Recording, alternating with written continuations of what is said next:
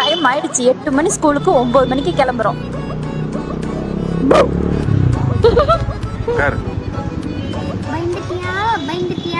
Time ஆயிடுச்சு, வண்டி எடு.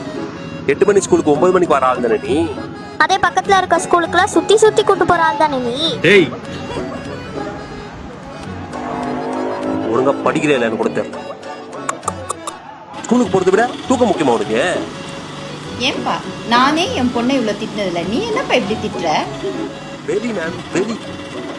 என்ன எல்லா கிளாஸ்க்கு அனுப்புனா எப்படி என்னது படிப்புல கான்சென்ட்ரேட் பண்ண முடியும்? பாப்பா உன் நல்லதுக்காக தானே அம்மா கிளாஸ்ல சேர்த்து விட்டேன். நல்லா சேர்த்து விட்டீங்க கிளாஸ். ஸ்கூல்ல இருந்து வீட்டுக்கு வந்தோடனே 4ல இருந்து 5 ஒரு கிளாஸ், 5ல இருந்து 6 ஒரு கிளாஸ், 6ல இருந்து 7 ஒரு கிளாஸ், 7ல இருந்து 8 ஒரு கிளாஸ்.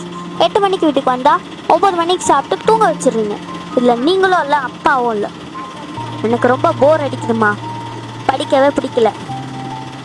இப்படி எல்லாம் பேசக்கூடாதும்மா.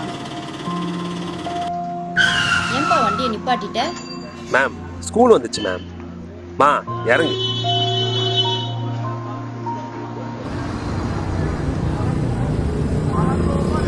வா.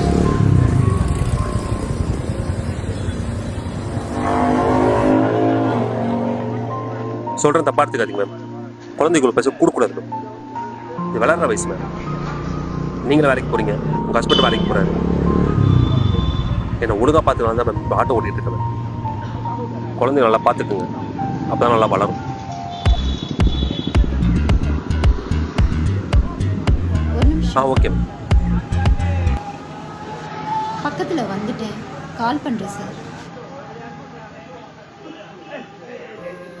நீ சொல்றதெல்லாம் புரியுதுப்பா.